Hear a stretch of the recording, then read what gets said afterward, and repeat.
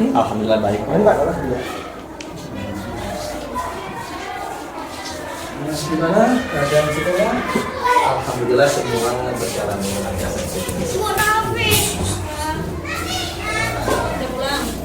Alhamdulillah begitu. Ini kita mau bicara tentang sekolah kita sesuai dengan Dirjen nomor 831 yang mengubah sistem sekolah kita nanti saya inginnya tahu bahwa situasi kepemimpinan Pak Adi dipandu dengan Dirjen 4831 ini sejauh mana Pak Adi mengelola sekolah, bahkan Pak Adi sekolah penggerak tadi ya. Iya. Sekolah penggerak di Kecamatan Resepian ya SD 9. Di sini Pak Adi saya akan beritahu, jangan ada debat. Iya, siapa saya? Kita santai saja, bukan mengambil apa-apa, tapi bilangnya ayo kita bersama-sama bagaimana sistem perubahan yang sudah diberikan berupa sekolah. Yang pertama, coba Pak Adi berikan suatu penjelasan ya pada saya gimana kelemahan dan kelebihannya yang sudah dialami SD 15 di 9 Kabupaten Resepian. Kita ambil kelebihan dulu Pak ya.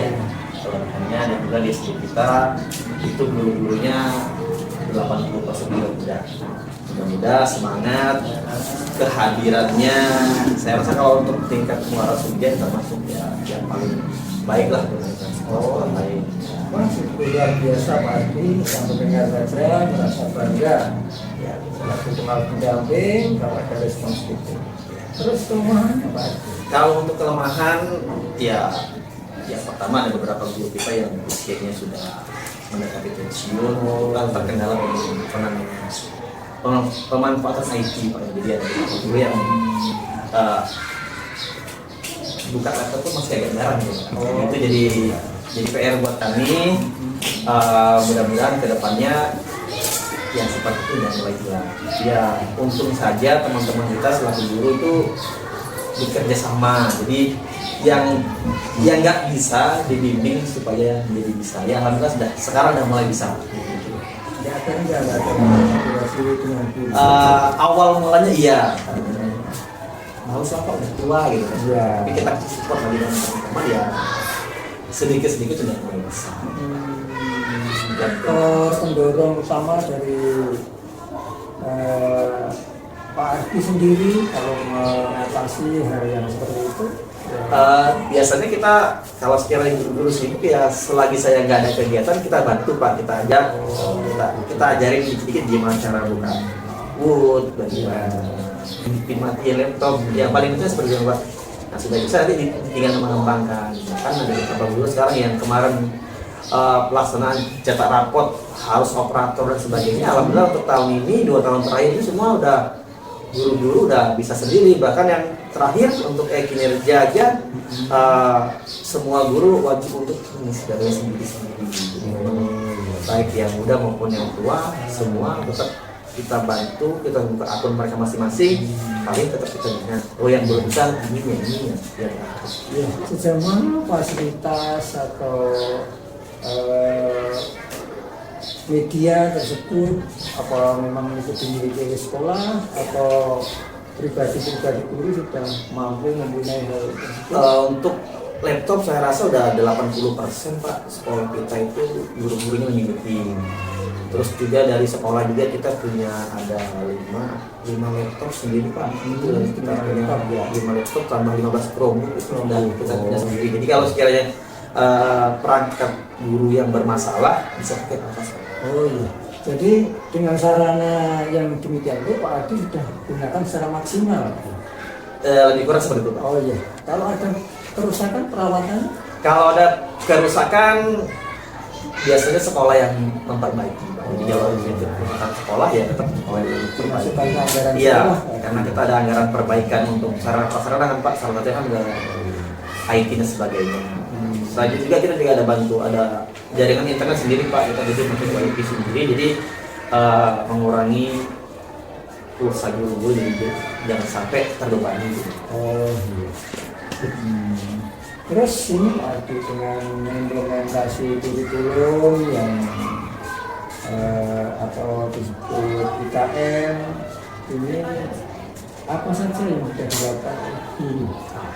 Iya.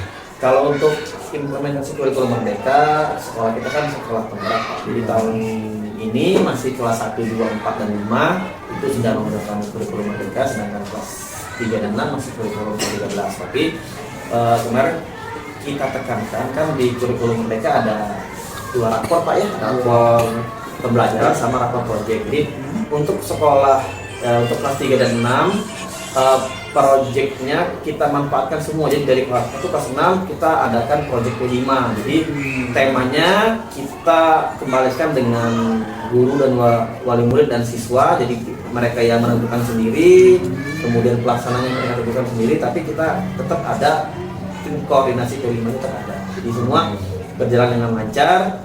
Bahkan untuk pembelajaran ke-13 yang kemarinnya itu per tema, kita arahkan kembali ke mapel sesuai dengan yang ada di kurikulum Merdeka. Jadi dalam implementasi kurikulum Merdeka itu kegiatan guru itu melibatkan siapa saja?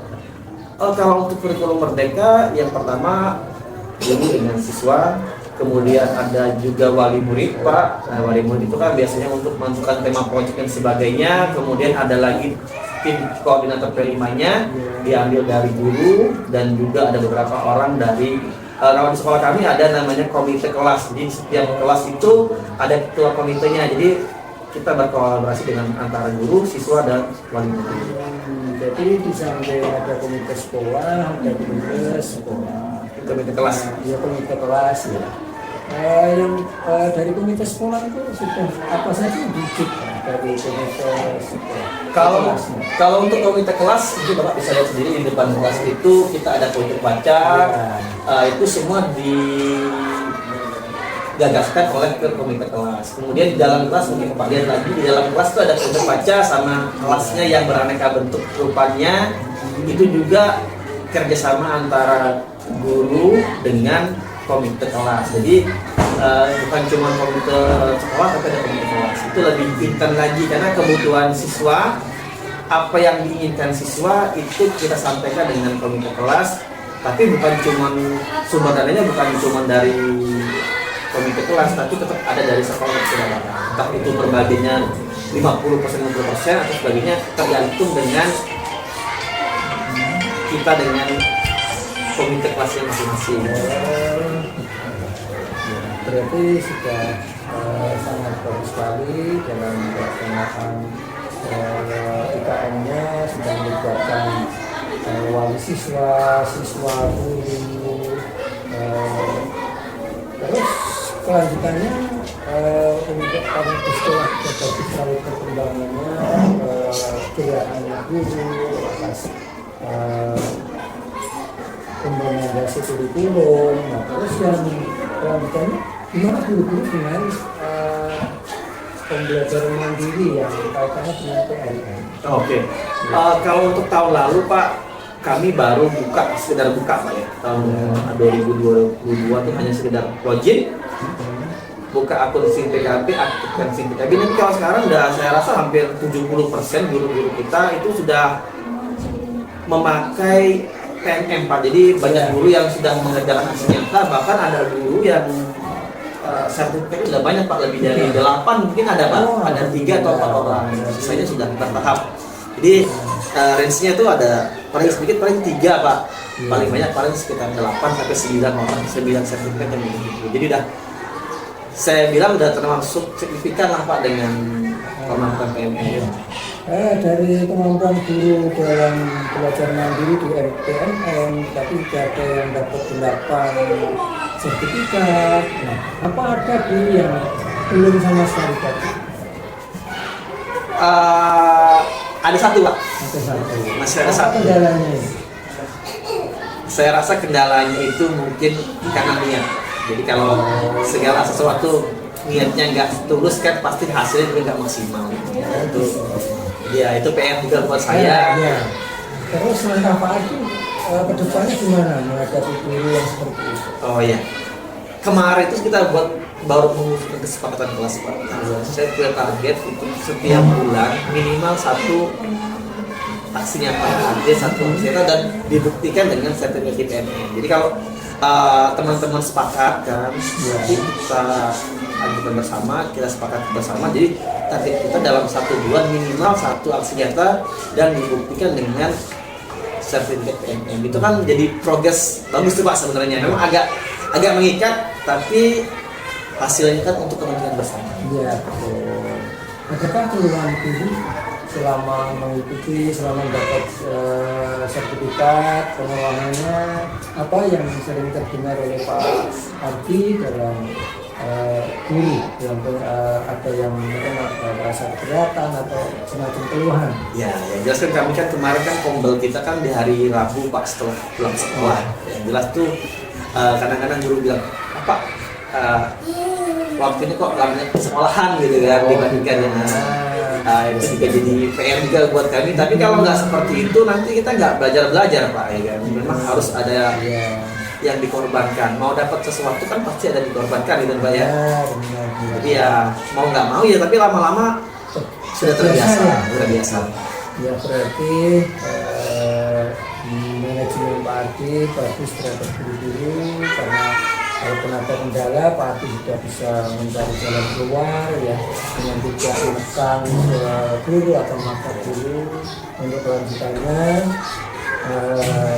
saya sering selaku pengawas pendamping di sekolah Bapak ya, saya ucapkan banyak terima kasih atas langkah-langkah Pak Ardi ya. Jadi kita bicara di sini bukan untuk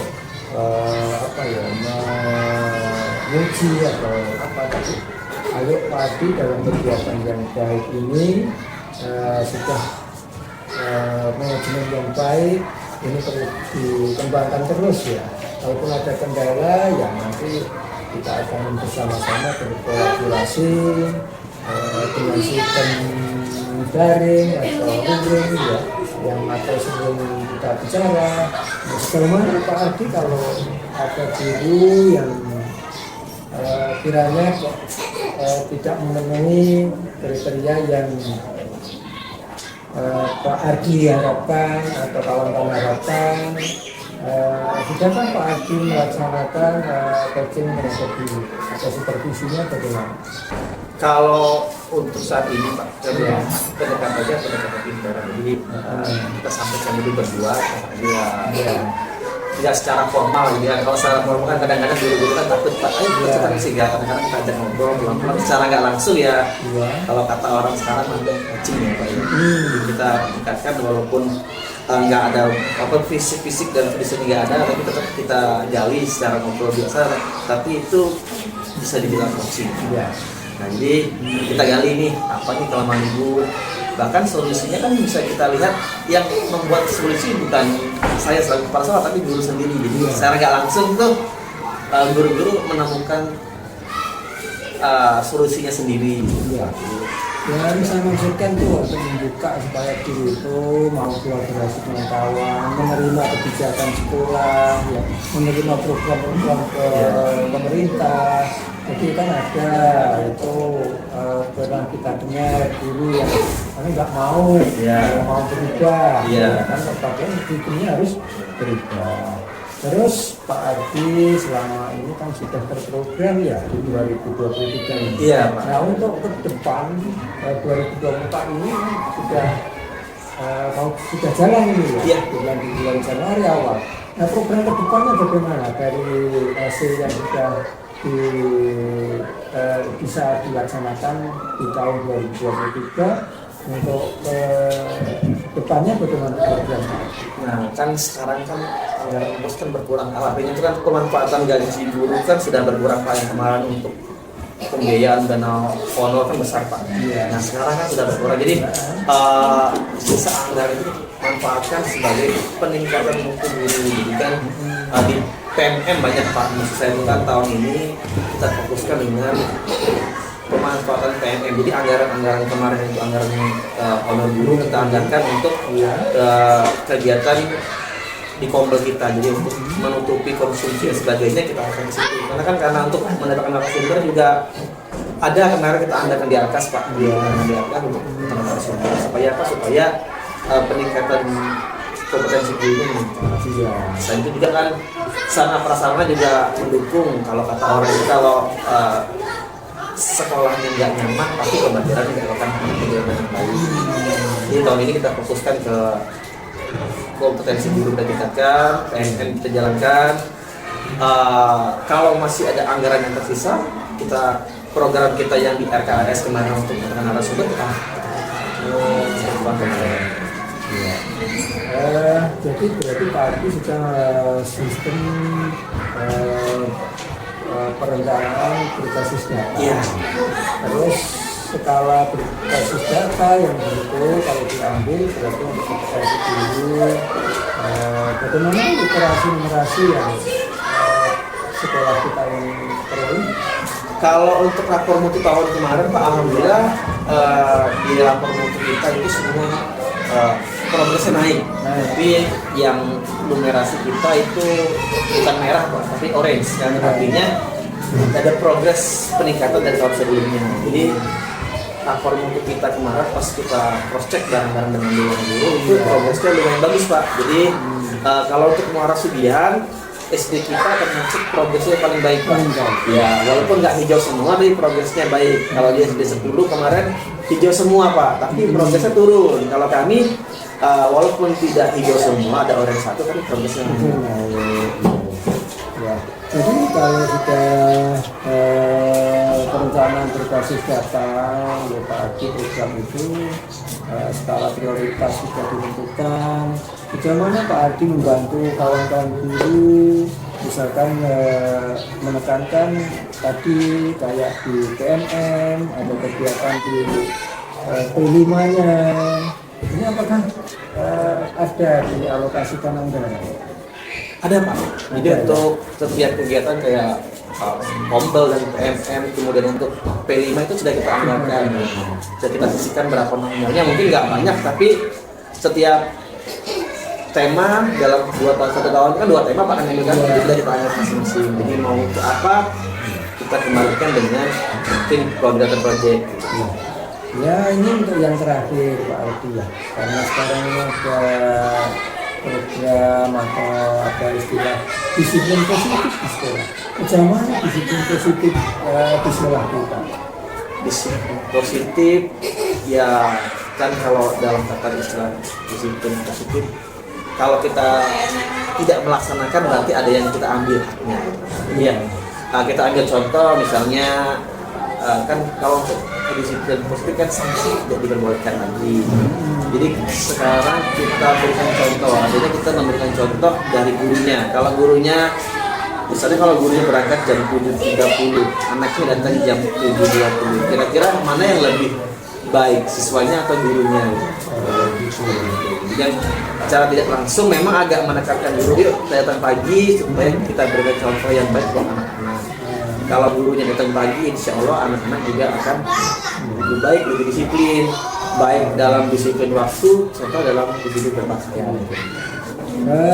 Untuk disiplin positif dalam kegiatan Pak Ardi menggerakkan guru, mungkin bisa diambil Pak Ardi ya, bisa dibuat tiket, mungkin tiket guru ya. Sudah ada Pak? Nah tiket guru itu yang mungkin di tiket itu dia akan bertanggung jawab pada hari itu. Ya, kalau sudah kemudian jadi Pak Ardi kan bisa memantaunya di tiket itu siapa yang harus datang duluan. Ya, kalau bisa di tiket dengan siswa itu harus duluan di tiket yang baiknya. Dari perbincangan tadi Pak Adi ya, kita bisa simpulkan bahwa SD 9 Kecamatan Rasukian itu akan lebih bergerak, dan komitmen dari kepala sekolah ya, Pak Adi Bina ya, itu sangat baik sekali. Dan kedepannya ya ke program 2024 nanti ya, apa yang direncanakan, apa yang diprogramkan ya, itu baik verifikasi data ataupun yang project P5-nya. Nah, ini harapan kita supaya P5-nya Pak ya, terutama karakternya, karena di disiplin politik juga tekanannya kan P5 ya. Kalau guru-gurunya baik mungkin akan berpengaruh ke peserta didik baik, apalagi kepala sekolahnya seperti Pak Adi memberikan suri teladan yang baik, itu guru-guru akan mengikutinya. Nah, ini terus dikembangkan Pak Adi ya, untuk pendampingan. Mungkin kiranya bincang-bincang kita, coaching kita hari ini ya seperti ya cukup sekian dulu. Nanti di dalam waktu bisa kita lanjut kembali ya. Saya ucapkan terima kasih yang banyak, dan saya akhiri. Wassalamualaikum warahmatullahi wabarakatuh. Waalaikumsalam.